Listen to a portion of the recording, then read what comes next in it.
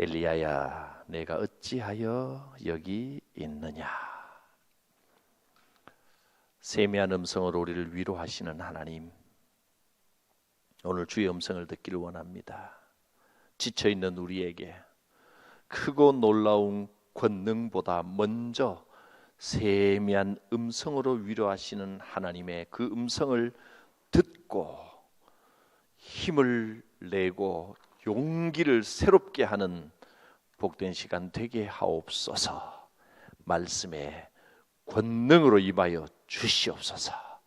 예수님 이름으로 기도드립니다.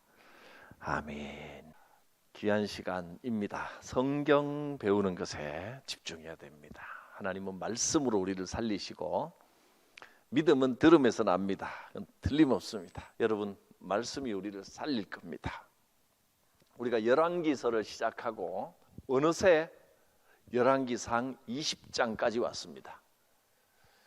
이 시간 공부하는 것이 뭐 크게 그렇게 기억에 남는 것 같지도 않고 또 나이가 들어가면 기억도 잘 안 나고 이런 시점에 지금 듣는다고 남나 싶어도요, 여러분 남습니다. 성경을 대해서 성경이 굉장히 쉬워집니다. 읽어지는구나, 재밌구나. 말씀이 꿀보다 더 단 단계에 가면 영적으로 깊어지고 하나님의 축복의 역사의 그 흐름이 보입니다. 다른 건 몰라도 말씀 공부는 힘들어도 꼭 해야 됩니다 하는 건 여러분을 좀 닥달을 하고 싶습니다. 여러분 삶이 얼마나 피곤하고 바쁘고 고단한지 몰라서 그러는 게 아니고, 그래서 다른 건 웬만한 건 제 간섭을 잘 안 하잖아요. 그러나 다른 건 몰라도 말씀 듣는 자리는 어려워도 열심을 내야 됩니다. 말씀에 감동이 오면요, 기도의 문도 열립니다. 어느새 열왕기상 20장까지 왔는데 그동안 뭐 했나 싶어도 들어보면 또 생각나고, 이렇게 펴서 보면 아 그랬구나, 친해지고 지도가 그려집니다. 열왕기를 시작하며 어떻게 시작했죠? 다윗이 나이 많아 늙음에 그 아들 솔로몬이 왕이 되는 과정에서 다윗의 큰아들 아도니아와의 어떤 관계 등등으로 해서 솔로몬이 일단 왕이 됩니다. 솔로몬이 왕이 되는 이야기가 처음에 나오고요. 솔로몬이 처음 왕이 돼서 지혜, 또 솔로몬의 영광, 또 솔로몬의 타락, 이런 이야기가 11장까지 나왔죠. 그 다음에 솔로몬의 아들 르호보암과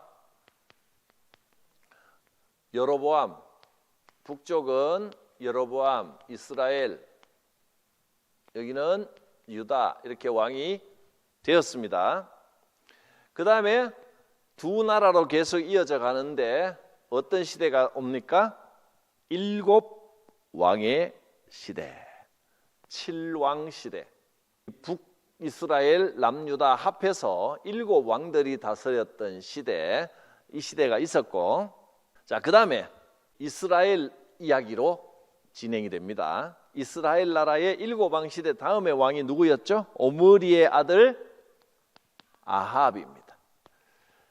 아합은 아주 악한 왕입니다. 그래서 엘리야가 아합과 대결하는 사건, 가뭄이 오고 이제 엘리야가 그 가뭄 동안 사르밧 과부의 집에 거하면서 사르밧 과부의 기적을 경험하고 까마귀가 음식을 물어다 주고, 그 다음에 그 이후에 드디어 가뭄을 끝내기 위해서 엘리야가 아합에게 가서 갈멜산에 모여서 대결을 합니다.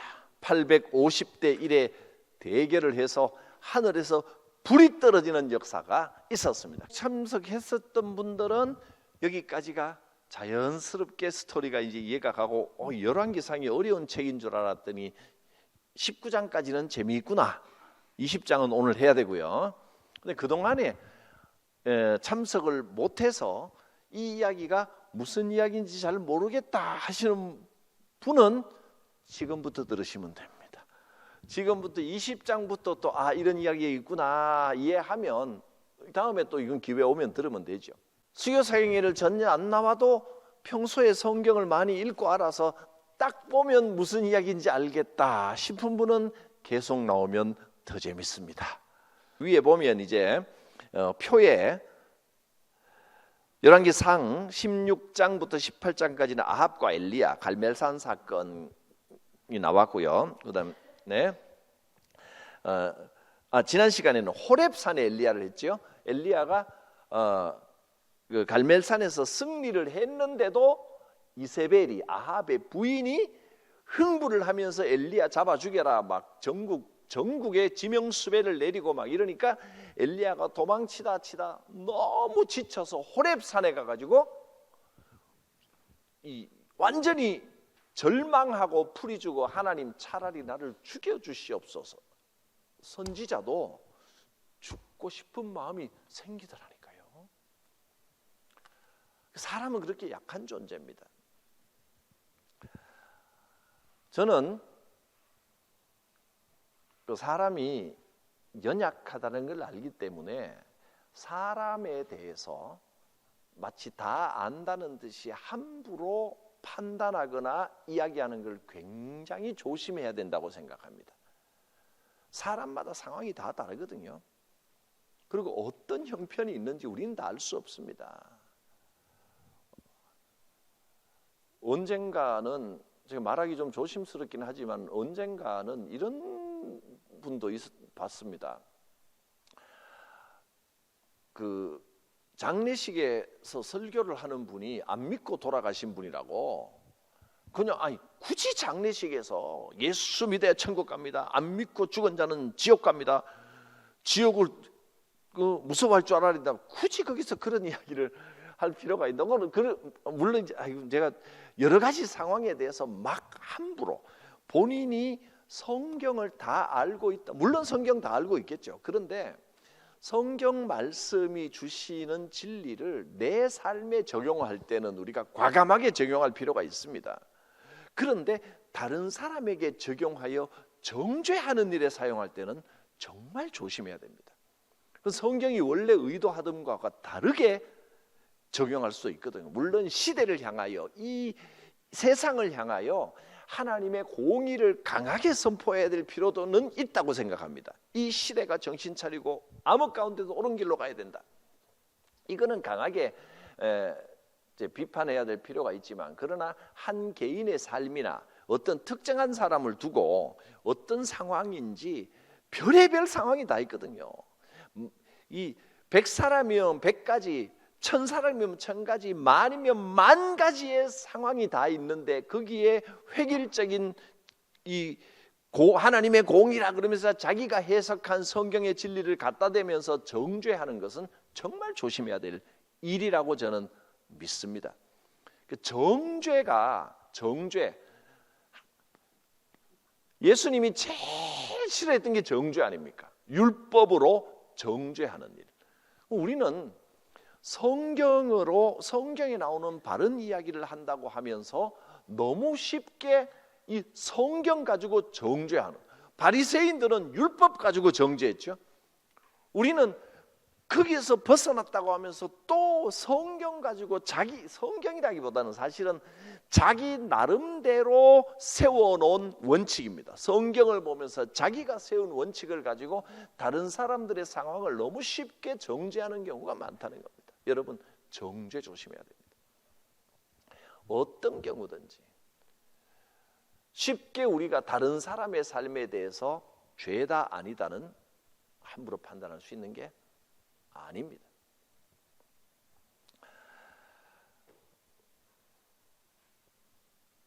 엘리야가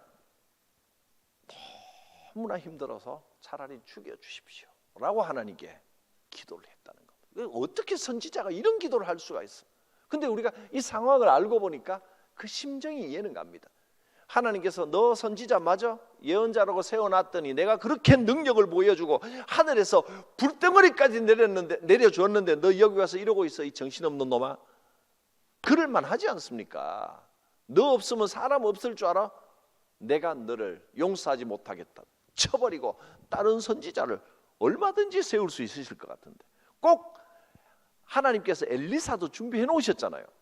그러면 꼭 엘리야가 가서 엘리사를 제자로 삼아야 되나? 하나님께서 엘리야는 틀렸다. 엘리사, 내가 너를 부르노라 하고 어디 그 호렙산인데 불덩어리 하나 붙여 모세 부를 때처럼 그러시면 될 거 아닙니까?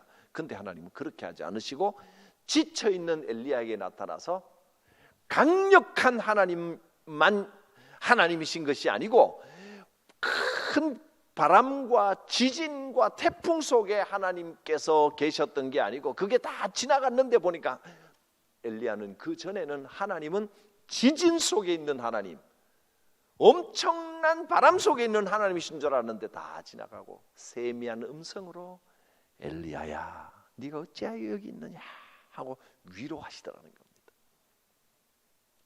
신앙의 가장 아름다운 덕목은 다른 사람을 이해하고 배려하고 위로할 줄 아는 겁니다.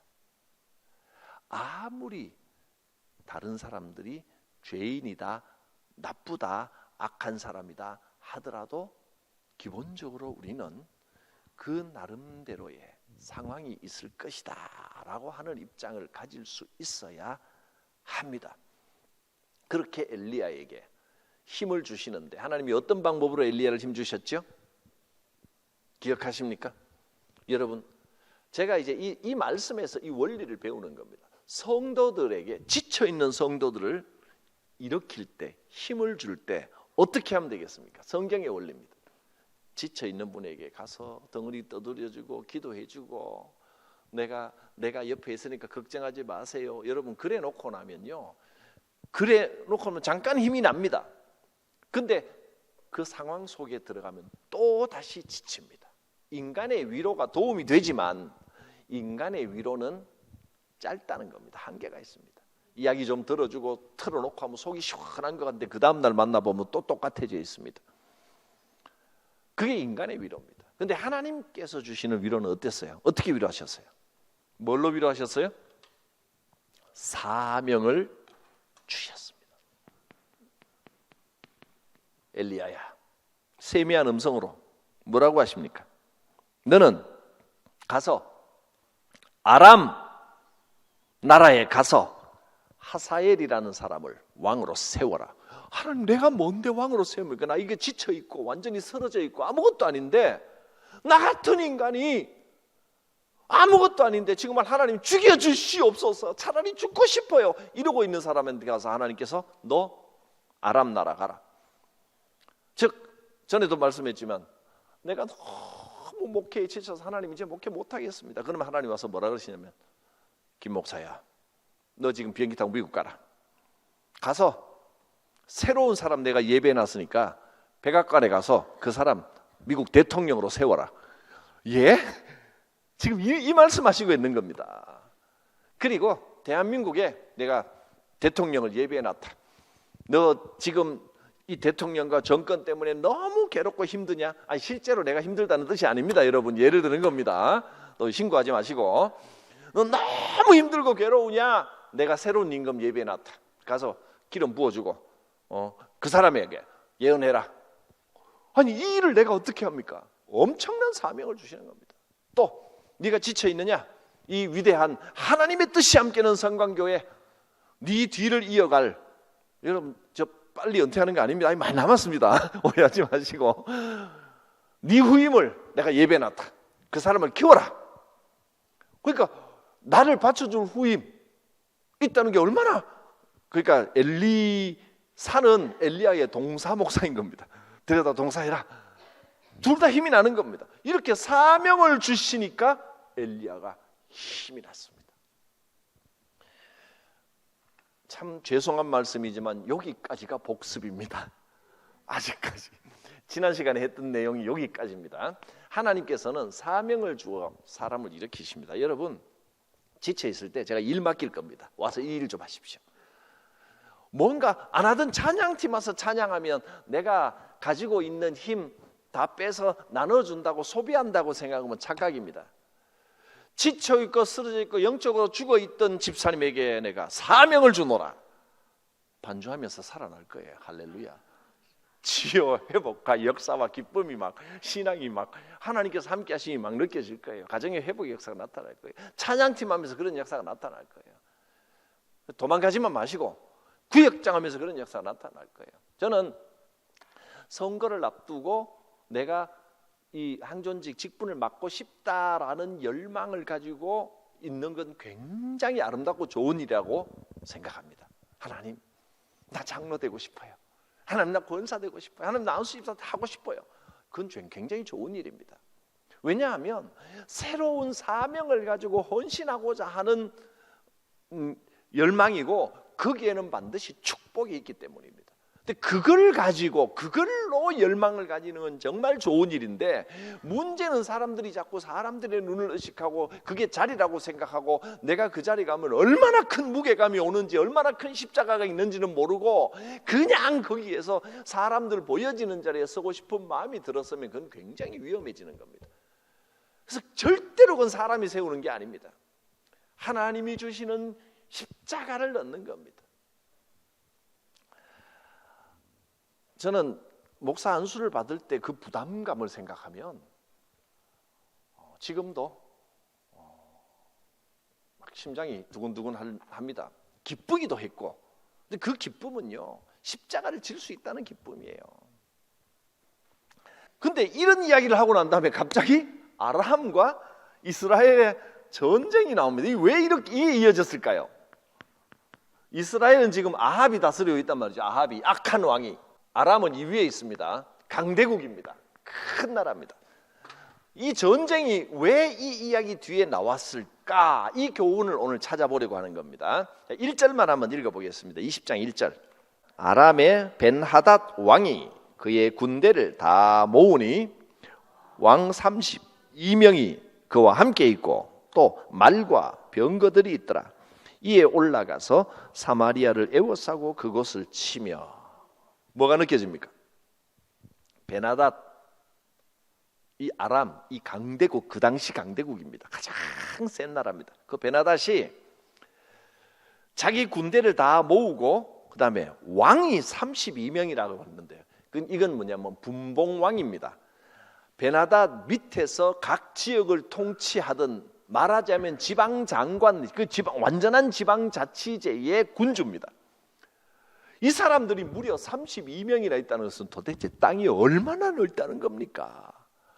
어마어마한 군대를 데리고 마병을 데리고 이스라엘을 쳐들어옵니다. 이 위기가 이제 딱 왔습니다. 자, 이겁니다. 이렇게 죄를 많이 짓는 악한 인간 아합, 죄악 가운데 있는 이스라엘. 그런데 지금 장면이 바뀌면서 다른 나라, 이방 민족이 자기를 과시하면서 이스라엘을 쳐들어왔다는 겁니다. 하나님의 선택받은 백성인데 악하게 행한, 악합니다. 하나님을 온전히 섬기지 않습니다. 선택받은 백성이 악하니까 이방 민족이 쳐들어옵니다. 이때는 어떻게 되겠냐는 거죠. 여러분, 내가 하나님의 백성인 건 알겠는데 제대로 신앙생활 못하고 또 내 자녀들이 교회 나오라니까 교회 제대로 안 다니고, 신방 다녀보니 그런 집이 내가 볼 때 반 이상이에요. 나는 신앙생활 열심히 하고 정말 하나님을 사랑하고 우리 애들도 중고등학교 때까지는 열심히 나왔는데 뭐 이런저런 이유로 졸업하고 청년되고는 교회 안 나오기 시작하는데 기도 제목 내라 그러면 우리의 교회에 나와서 신앙생활 잘하게 해주십시오 라고 하는 제목을 내놓는 가정이 한두 가정이 아닙니다. 그러면 제대로 예배생활 못하고 교회생활 못하는 하나님의 백성은 인생, 전쟁 같은 인생을 어떻게 살까? 남의 이야기가 아닙니다. 자녀들 신앙생활 온전히 하지 못하는, 옳게 신앙생활 하지 못하는데 이거 어떡합니까? 전쟁 같은 인생. 그러면 신앙생활 제대로 못한 이스라엘에게 이방 나라가 쳐들어왔습니다. 그래서 전쟁 같은 인생의 상황이 벌어졌습니다. 하나님이 이때 어떻게 하시는 거죠? 바로 내 이야기입니다. 관심 있으시죠? 하나님의 백성이 신앙생활 제대로 하지 않을 때 열왕기상 20장이 그냥 아람과 이스라엘의 전쟁 이야기 같은데 이건 남의 얘기가 아니라는 겁니다. 하나님의 백성이 신앙생활 제대로 하지 않았을 때, 인생의 전쟁 같은 상황이 벌어졌을 때 하나님이 그 백성에게 어떻게 하시느냐 하는 이야기를 지금 살펴보겠습니다. 이제 자료를 보면 되겠습니다. 1번, 아람 왕 베나닷이 북이스라엘의 수도인 사마리아를 포위하고 항복을 요구해 옵니다. 1번, 베나닷에게는 지방 영주 32명이 함께 하고 있고 말과 병거들도 많았습니다. 인간적인 자신감을 가지고 이길 수 있다고 쳐들어와서 뭐라고 했냐면, 군대를 이끌고 이스라엘 침공하여 사마리아를 포위하고 베나닷이 사자를 보냅니다. 사실은 보내서 사마리아 성에 있는 이스라엘 왕 아합의 금과 처자를 자신의 소유로 삼겠다, 내가 다 뺏겠다고 전하라 사자를 보냈습니다. 그랬더니 아합이, 이렇게 비굴할 수가 있습니까? 왕이 2번입니다.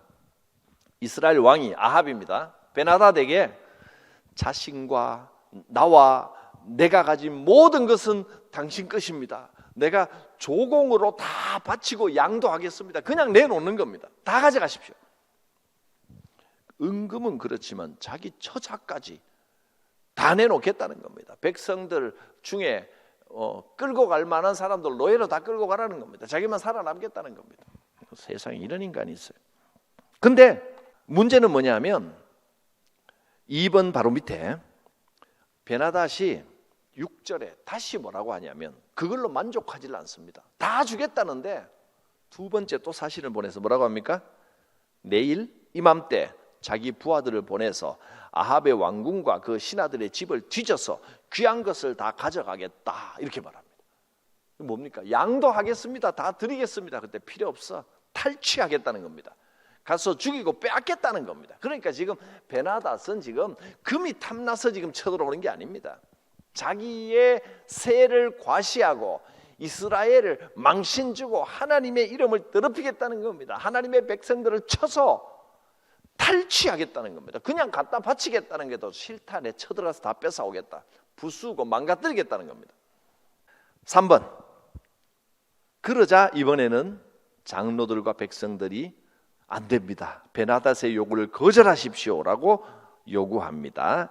20장 8절 성경에 이렇게 나와 있습니다. 모든 장로와 백성들이 다 왕께 아뢰기를 왕은 듣지도 말고 허락하지도 마옵소서. 그래서 왕이 베나닷의 사자에게 처음 요구는 들어줄 수 있지만, 처음에는 자기가 챙겨서 어떻게든 착출해서 사람도 착출하고 은금도 뽑았고 조공을 줄 생각이었는데 탈취해 가겠다니까 안 되겠다, 싸우자, 이렇게 이제 결론이 나는 겁니다.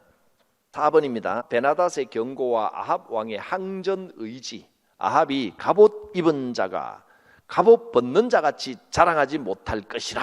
이 말은 갑옷을 입는다는 것은 전쟁에 나가는 거죠. 갑옷을 벗는 건 전쟁이 끝났다는 겁니다. 전쟁이 시작도 안 했는데 마치 전쟁 끝내고 갑옷을 벗어놓는 것처럼 자랑하지 말라. 콩나물 국물 마시지 말라. 아니, 콩나물 국물 맞습니까? 김치국물부터 마시지 말라, 이 이야기를 지금 하고 있는 겁니다. 어림없는 소리 하지 마라 라고 항전 의지를 밝힙니다. 11절에 그렇게 나와 있죠. 10절 끝에 볼까요? 베나닷이 뭐라 그랬습니까? 이렇게 말합니다. 사람을 보내서 사마리아인에 부스러진 것이 나를 따르는 백성의 무리의 손을 채우기에 족할 것 같으면, 뭔 소린지 속담을 인용하는 말입니다. 그러니까 사마리아를 완전히 박살내서 전부 다 빼앗아가도 부족하다. 부스러진 곳이 내 손에 족할 것 같으면 신들이 내게 벌을 내리기를 원하노라. 이해하셨습니까? 말을 되게 꽈놔서 그렇지 간단한 이야기입니다. 사마리아를 완전히 부숴서 내 손에 다 긁어 모아도 부족하다. 이것이 만족이 있을 것 같으면 내가 벌을 받겠다.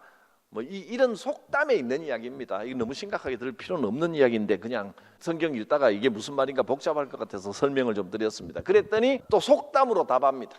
갑옷 입는 자가 갑옷 벗는 자 같이 자랑하지 말라. 그러면서 이제 둘이 싸웁니다. 이것도 속담인 것 같습니다. 이렇게 전쟁이 시작됩니다.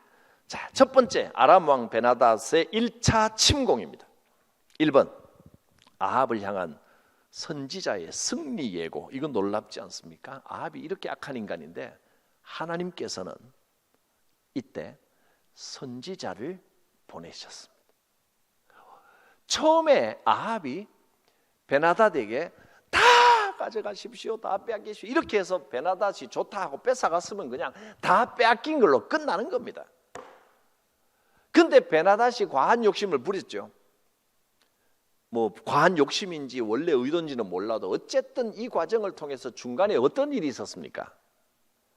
아합과 백성들이 항전 의지를 다졌다는 겁니다. 어떤 이유에서든지 하나님은 이것을 귀하게 보십니다.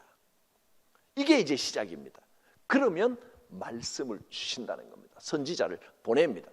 내가 싸우겠다. 하나님의 이름을 더럽히려고 하는 이 이방인과 싸우겠다. 내가 한번 잘해보겠다. 내가 신앙생활 이제부터라도 한번 해보겠다. 항전의지. 내가 하나님의 백성이다. 항전의지. 싸워 이기겠다. 결심을 하라는 겁니다. 이 결심을 하면 말씀이 들리기 시작합니다.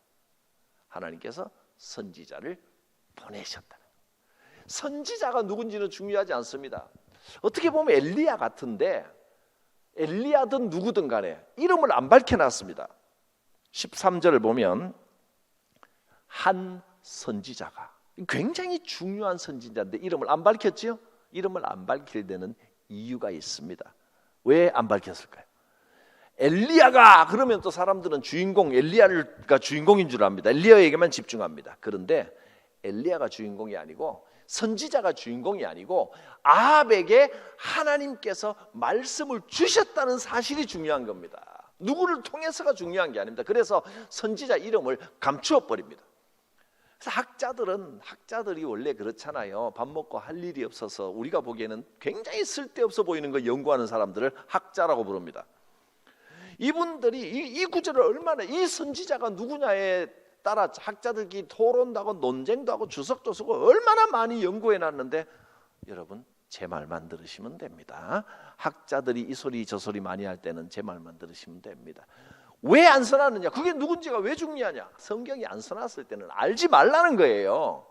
학자들이요, 이 한 선지자의 이름을 알려고 하지 마십시오. 알려고 해서 자기 나름대로 결론을 내리면 오히려 주제가 엉뚱한 데로 갑니다. 선지자가 중요한 게 아닙니다. 여러분, 항전 의지를 가지면 하나님께서 말씀을 보내주신다는 겁니다. 선지자를 보내주십니다.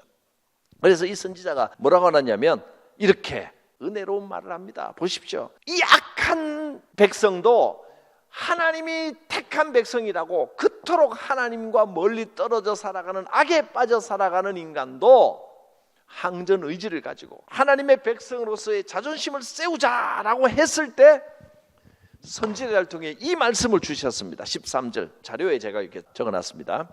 뒤에 얇은 글씨, 여호와께서 베나닷의 군대를 아합의 손에 붙이심으로 그가 당신이 참 하나님이심을 알게 되리라. 악한 왕 아합과 타락한 이스라엘을 통하여서도 하나님의 하나님 되심을 보여주십니다. 여호와께서 각 도의 방백의 용사들을 통해서 행할 것이라고 말씀하신다. 그래서 사람들을 모읍니다. 2번 각 도의 방백의 용사를 모으니 232명, 군사가 7,000명입니다. 공교롭게도 7,000명입니다. 이거 그냥 7,000명 아닙니다. 7,000명 어디서 많이 들어보지 않았습니까? 어디서 들어봤습니까? 앞서 19장에서 엘리야가 너무너무 지쳐서 호렙산에서 하나님 죽여주십시오, 다 죽고 다 없어지고 제대로 신앙생활하는 인간 하나도 없고 나밖에 안 남았습니다. 더는 못 살겠습니다. 그랬더니 하나님께서 뭐라 그러셨어요? 내가 7,000명을 남겨두었다. 확인할까요? 19장 18절 19장 18절입니다. 중요한 말씀입니다. 같이 읽을까요? 시작. 그러나 내가 이스라엘 가운데에 7,000명을 남기리니 다 바알에게 무릎을 꿇지 아니하고 다 바알에게 입맞추지 아니한 자니라. 아무리 살펴봐도 한 명도 없는 것 같은데 7,000명이 남아있다. 전부 다 썩어 빠졌고 교회가 뭐 이래, 교인들이 뭐 이래, 천만에 여러분 신실한 7천 명이 남아 있습니다. 그 신실한 7천 명 중에 한 명 되시기 바랍니다.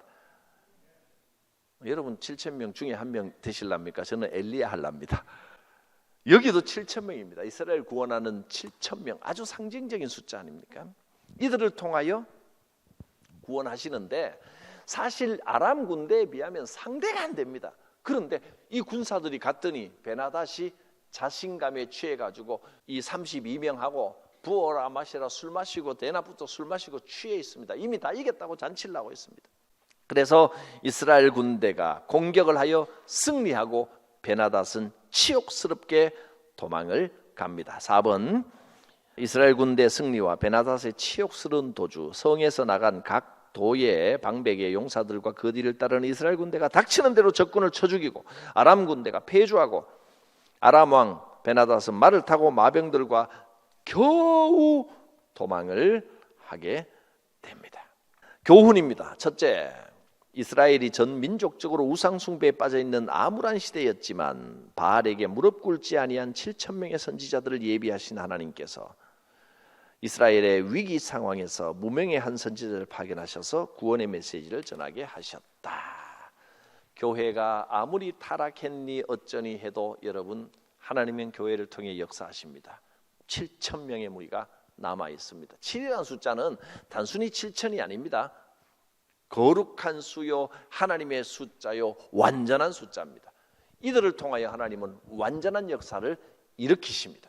두 번째, 하나님께서 전쟁의 승리 자체를 목적으로 두신 게 아니고 전쟁을 통해서 이스라엘로 하여금 당신의 하나님 되심을 깨달아 알게 하심으로 말미암아 당신께로 다시 돌이키도록 하는 것이 목적이시다.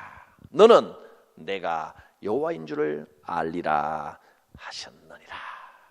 자, 세 번째, 아람 왕이 제2차 침공을 합니다. 두 번째 또 쳐들어옵니다. 선지자가 오더니 아합 왕에게 새해가 되면 아람 왕이 다시 쳐들어올 것이다 라고 알려줍니다. 이 선지자가 큰 역할을 합니다. 지금 또 나오고 뒤에 또 나옵니다. 세 번째 나옵니다. 자, 2번 아람 왕의 신하들이 왕에게 뭐라고 이야기를 하냐면 이렇게 말합니다. 이스라엘 신은 산신이다. 호렙산에 임하셨고 시내산에서 계명을 주셨다고 하나님은 산의 신이다. 여호와는 산의 신이다. 이 생각들이 이 사람들에게 좀 퍼져 있었습니다. 그래서 평지에서 싸우면 우리가 이길 수 있다. 전에는 산에서 싸운 게 문제였다. 이렇게 말합니다. 베나닷이 그 말을 듣고도 솔깃합니다. 자신이 너무 자신감 있는 사람은요 자신의 실패를 엉뚱한 데서 찾습니다. 자기에게 문제가 있다는 것을 깨닫지를 못합니다. 세 번째, 아람 왕 베나닷이 군대를 총동을 해서 이스라엘을 치기 위하여 아벡이란 곳으로 출전을 합니다. 네 번째, 이스라엘 군대도 총동을 하여 아람 군대에 대하여 진을 쳤는데 이스라엘 군은 두 염소 떼와 같으니 아주 작은 무리를 염소 무리라고 말합니다. 이스라엘 군은 염소 떼와 같으나 아람 군은 온 벌판을 뒤덮었습니다. 상대가 안 됩니다. 그런데 다섯 번째, 하나님의 사람이 아합에게 나아가서 여호와께서는 아람 사람들이 하나님을 산의 신인 줄 알고 골짜기의 신은 아니라고 말하나 오늘 하나님이 이스라엘로 하여금 이기게 하심으로 이스라엘은 당신이 여호와인 줄 알게 될 것이다. 또 나왔죠.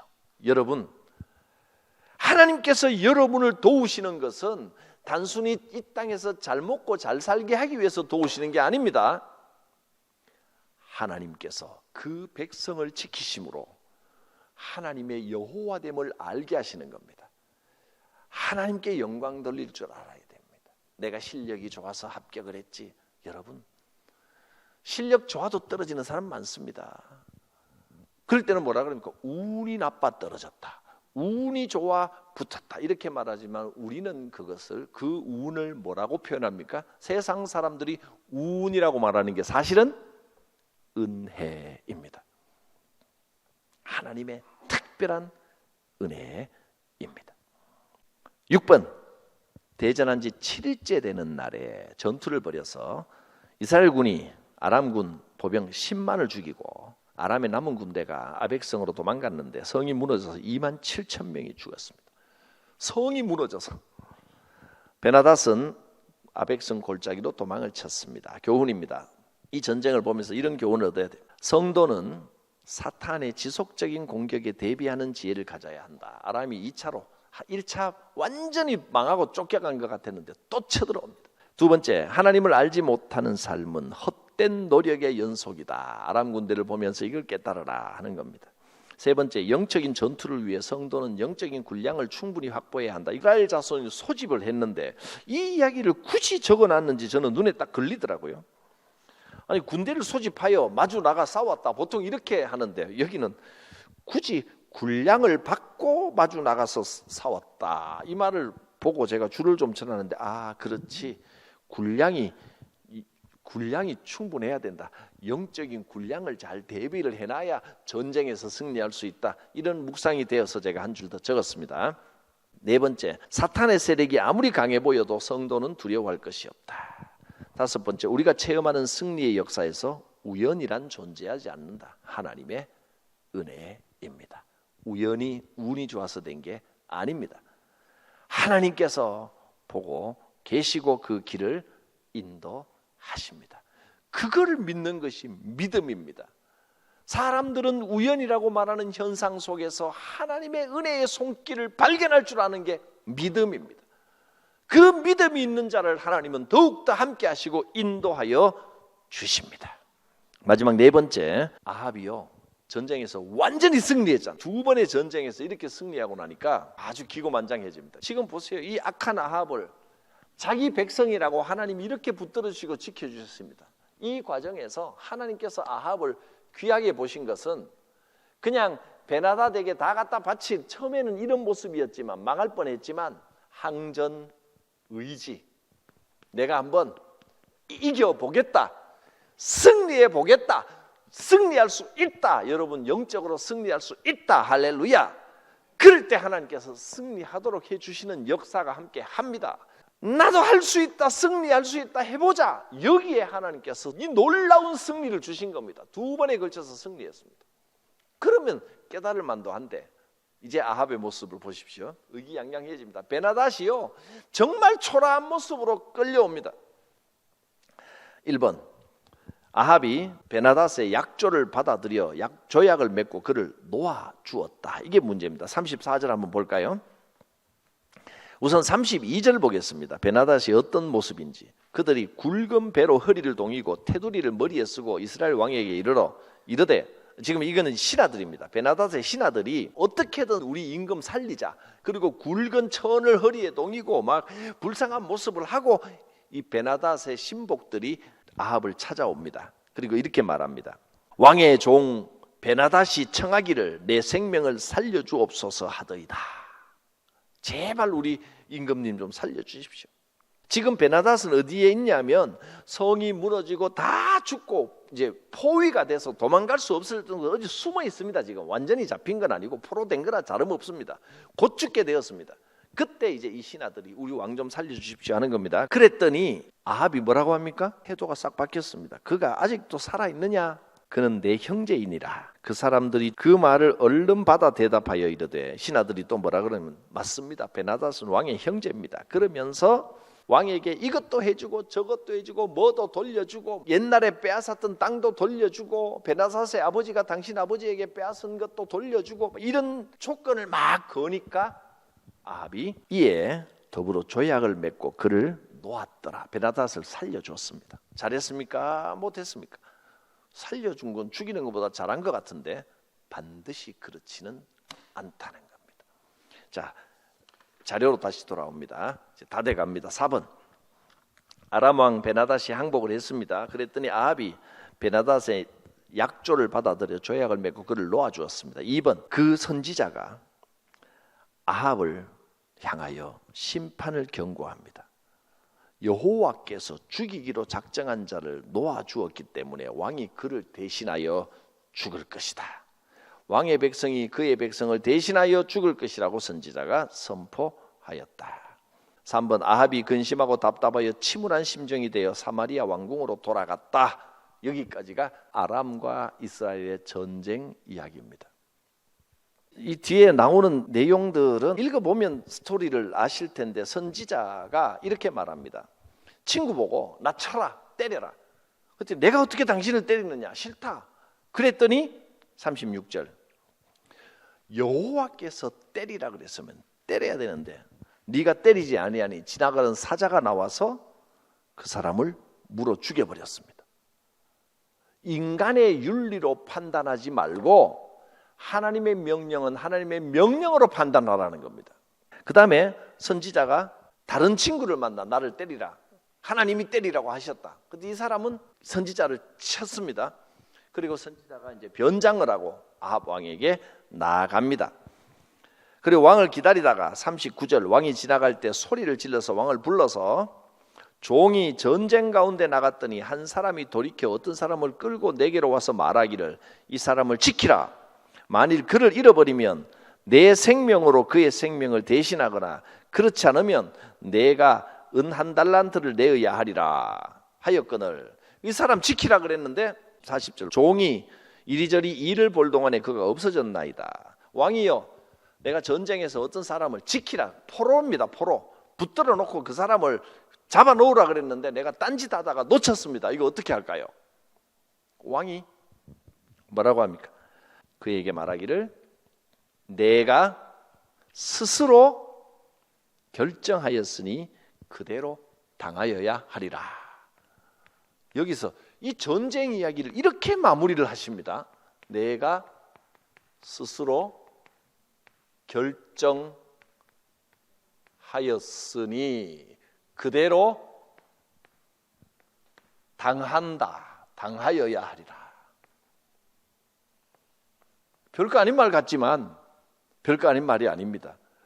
제가 창세기부터 계속해서 강조하오는 성경의 중심 이야기가 여기에 있는 겁니다. 뭐가 문제겠습니까? 아합이 이렇게 딱 말해놓고 선지자가 가면을 눈을 가렸다 그러니까 마스크를 안 쓰고 눈 가리면 사람이 잘 못 알아보나 봅니다. 싹 벗으니까 선지자네. 하나님의 말씀이구나. 이 선지자가 42절 뭐라고 합니까? 여호와의 말씀이 내가 멸하기로 작정한 사람을 내 손으로 놓았은즉 내 목숨은 그의 목숨을 대신하고 내 백성은 그의 백성을 대신하리라 하셨나이다. 아합에게도 기회가 왔었거든요. 그런데 아합은 뭐가 문제입니까? 이게 문제입니다. 하나님께서 선지자를 통해 이걸 깨닫게 하셨습니다. 아합은 자기가 스스로 늘 결정하는 인간이기 때문에 망하는 길로 가는 겁니다. 우리는 윤리적으로 뭔가 도덕적으로 잘하면 되게 잘하는 줄로 생각합니다.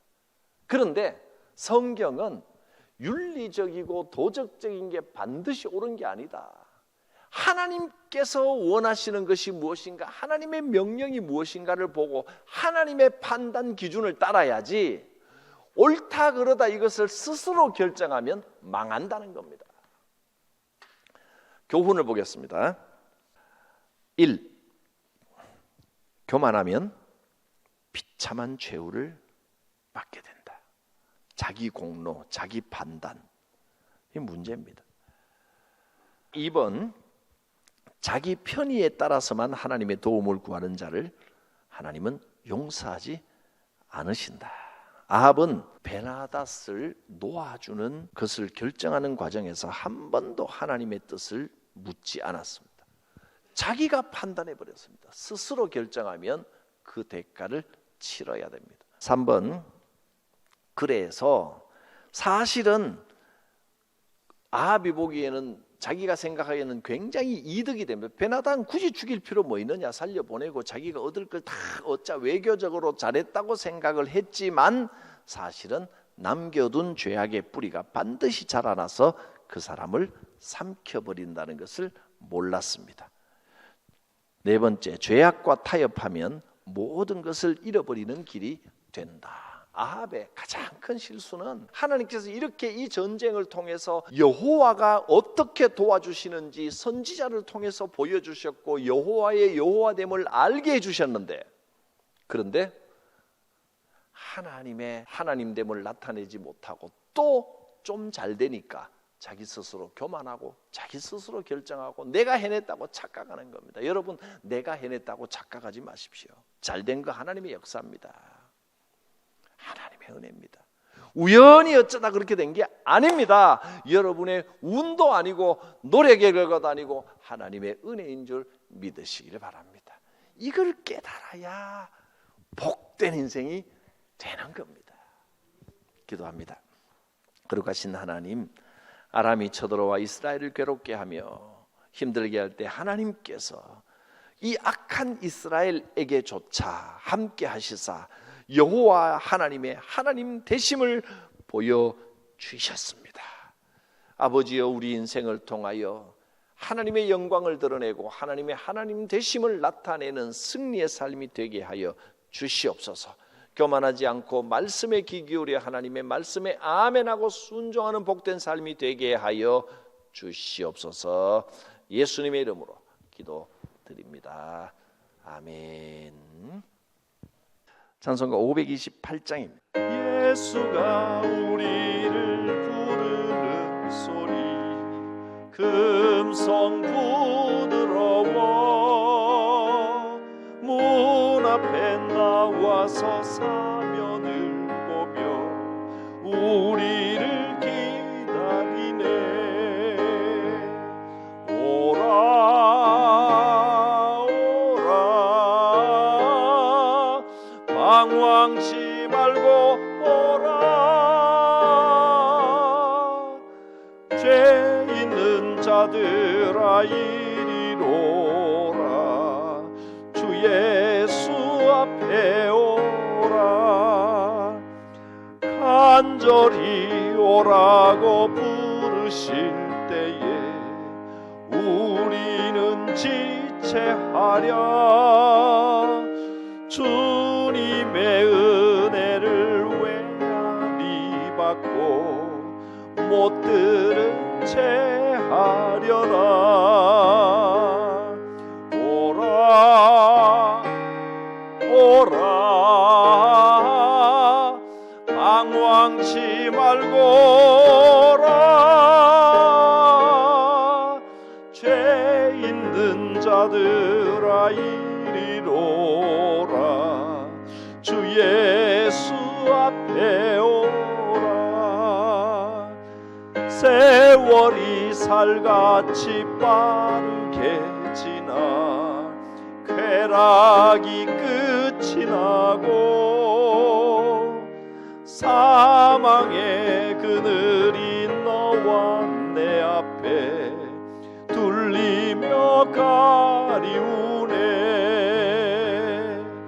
오라 오라 방황치 말고 오라. 죄 있는 자들아 이리로라. 주 예수 앞에 오라. 우리를 위하여 예비해 두신 영원한 집이 있어. 죄 많은 세상을 떠나게 될 때 영접해 주시겠네. 오라 오라 방황치 말고 오라. 죄 있는 자들아